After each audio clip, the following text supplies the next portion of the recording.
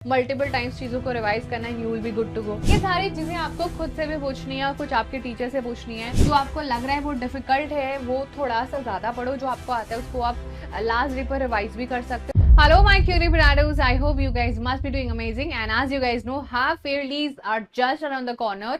लेकिन this is the right time to start your preparation for half yearly because it's never too late and the sooner the better, right? चलो आज के इस video में हम बात करने वाले हैं, अच्छा बहुत सारे बच्चों के एग्जाम्स जो हाफ ईयरली होते हैं उसको मिड टर्म भी बोलते हैं।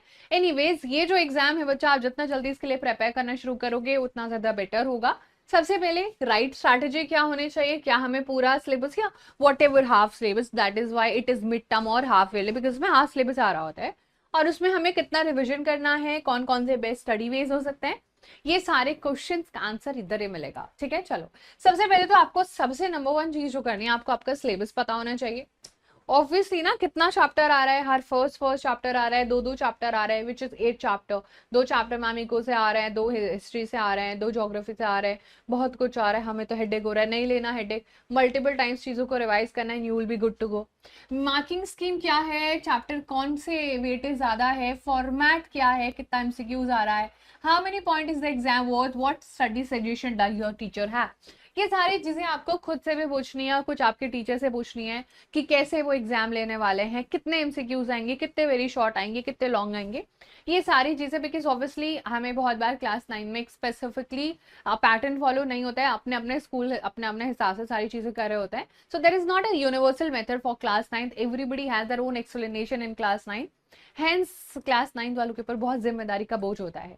बच्चा फिर आपको एक मिड टर्म स्टडी शेड्यूल तो बनाना है, आप कब आपका एग्जाम होने वाला है, ठीक है, कब कौन सा एसएसटी का पहले, मैथ्स का पहले, हिंदी का पहले, अकॉर्डिंगली आपको सारी चीजें मैनेज करनी होंगी। क्वेश्चन टाइप्स का आप लिस्ट बनाओ, इंपॉर्टेंट टॉपिक्स कवर करो, जो आपको लग रहा है वो डिफिकल्ट है वो थोड़ा सा ज्यादा पढ़ो, जो आपको आता है उसको आप लास्ट डे पर रिवाइज भी कर सकते हो। एंड ऑब्वियसली आप एक ऐसा टाइम टेबल जरूर बनाना जिसमें आप छोटू छोटू चीजें मिड टर्म से पहले किसी भी डे के लिए, लाइक फॉर एग्जांपल 15 सितंबर को हिस्ट्री एसएसटी हो रहा है तो 14 सितंबर में पूरा ये सारी चीजें हमें स्टडी शेड्यूल में डालनी है। आप एक स्टडी ग्रुप भी बना सकते हो, लाइक अगर आपके अच्छे खासे फ्रेंड्स हैं, आप थोड़ा सा आसपास ही रहते हो, आपके नेबरहुड में भी आपके क्लासमेट्स रहते हैं, या आपके क्लासमेट भी नहीं रहते तो 9th क्लास का कोई रहता है तो उसके साथ you can make up a group and then you can study together. Because obviously जब हम ग्रुप में पढ़ते हैं तो वो ज्यादा इन्फॉर्मेशन हमें रिटेन रहती है, हम ज्यादा चीजें डिस्कस करते हैं, मस्ती भी होती है और पढ़ाई का इम्पैक्ट बहुत ज्यादा अच्छा होता है। सो बच्चा आपको स्टडी करना है, वो इफिशिएंट होगा, डिवाइड भी कर सकते हो, चैप्टर एक दूसरे को सुना भी सकते हो, so that you remember right कि यार तू फ्रेंच रेवोल्यूशन पढ़ लेना, मैं ये पढ़ लेता हूँ, दोनों एक दूसरे को पूरा चैप्टर समझा देंगे एंड देन स्मार्ट वर्क भी हो जाएगा। वाह वाह वाह, दोनों दोनों विन विन सिचुएशन। देन बच्चा आप अंडरस्टैंड करो कि हर एक सब्जेक्ट अलग है, हर एक सब्जेक्ट का अलग डिमांड होता है। फॉर एग्जाम्पल प्रैक्टिस करनी पड़ती है जियोमेट्री में, राइट, लेकिन इंग्लिश में क्या है, इंग्लिश में अलग चीजें होती हैं। इंग्लिश में you need to understand things, आपको कंसेप्ट क्लैरिटी होनी चाहिए। सेम चीज आपके पास एसएसटी में भी है, एसएसटी में तो प्रैक्टिस नहीं रिविजन लगता है, लेकिन मैथ्स में रिविजन लगता है, सॉरी प्रैक्टिस लगती है। So this is something which you have to figure out yourself, और आपको हर एक सब्जेक्ट का अंडरस्टैंडिंग अपने लेवल पर करना है, बिकॉज एवरीबडी इज डिफरेंट।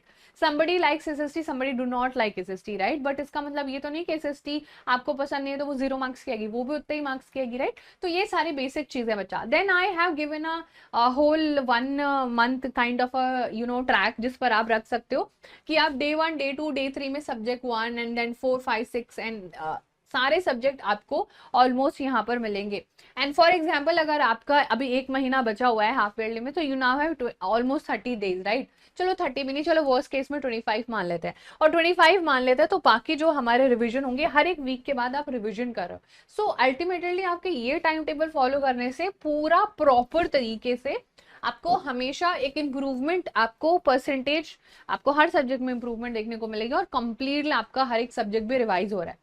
तो सब्जेक्ट 1 2 फिर रिवीजन सब्जेक्ट 3 4 कोई भी कॉम्बो बना सकते हो। And I would always suggest कि मैथ्स के साथ एसएसटी ले लो, मतलब मैथ्स के साथ इंग्लिश या कोई और सब्जेक्ट ले लो। मैथ और साइंस अभी एक साथ मत लिया करो, बिकॉज दोनों ही कंसेप्चुअल हो जाते हैं, बहुत ज्यादा प्रैक्टिकल हो जाता है, तो दिमाग भी से बोलता है नहीं हो पा रहा है ब्रो। तो इजी और हार्ड का कॉम्बो हमेशा बनाया करो, तो जिससे आपको ऑब्वियसली ज्यादा रिटेन रहेंगी चीजें, एंड मिक्स एंड मैच करके आप अकॉर्डिंग टू योर सिचुएशन जो भी है वो आप खुद देखना। उसके बाद जो नेक्स्ट बहुत इंपॉर्टेंट है वो है सेल्फ असेसमेंट।